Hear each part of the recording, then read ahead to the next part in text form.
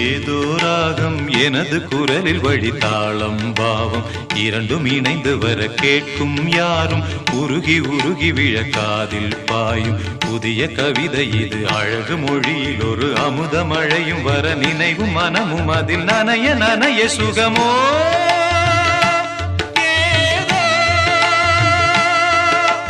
நாளெல்லாம் சந்தோஷம் நெஞ்செல்லாம் சங்கீதம் உயிரே உயிரே